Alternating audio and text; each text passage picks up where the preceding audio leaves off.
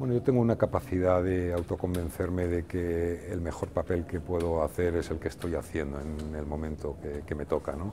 Porque esta profesión es, el azar interviene muchísimo y es muy frágil, los proyectos se caen, se rompen, ¿no?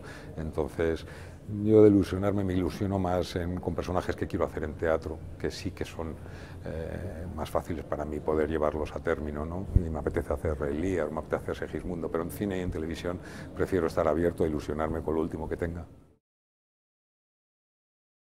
Intento que se parezca un poco a mí ninguno, ¿no? Yo creo que un actor lo que intenta es siempre alejarse lo más posible de su persona. Es uno de los privilegios que tenemos los actores, poder vivir otras vidas y enriquecernos personalmente de esas vivencias que tenemos, ¿no? Entonces no me interesa mucho vivir personajes que son como yo, sino personajes que no tienen nada que ver conmigo y aprender de ellos para bien o para mal, ¿no? ¿Con cuál me identifico más?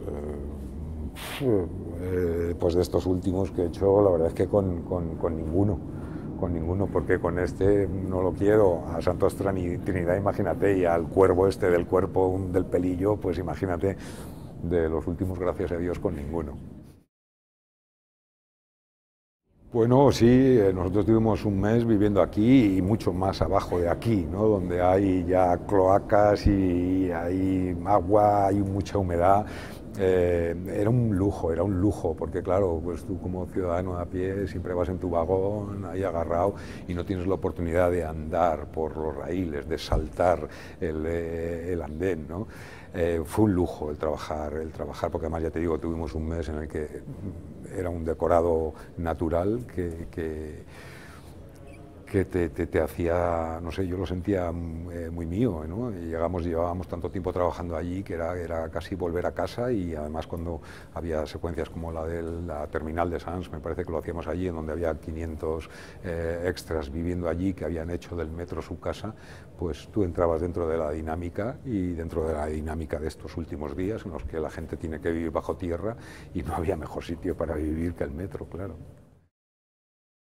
Por mi tipo de trabajo, ahora menos que antes. Cuando era más joven lo utilizaba más, pero por ejemplo tengo una hija pequeña que le encanta ir en metro y muchas veces nos vamos a dar vuelta en metro como diversión.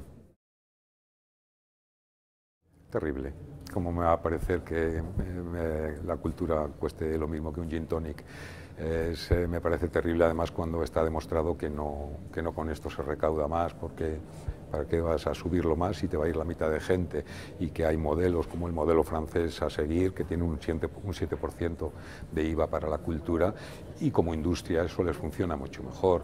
Y luego también me da mucha rabia cuando nos achacan a los actores, al mundo del cine, que si nos aprovechamos, que las subvencionado está prácticamente todo, y aparte no nos subvenciona a nosotros somos el medio para que llegue la gente, se subvenciona al pueblo para que le pueda llegar la cultura, ¿no? Entonces me parece terrible. Yo creo que es un error que ellos ya saben que es un error, pero que no pueden dar marcha atrás de momento, y que estoy seguro que en breve, en un año así, se retractarán, porque es una mala medida.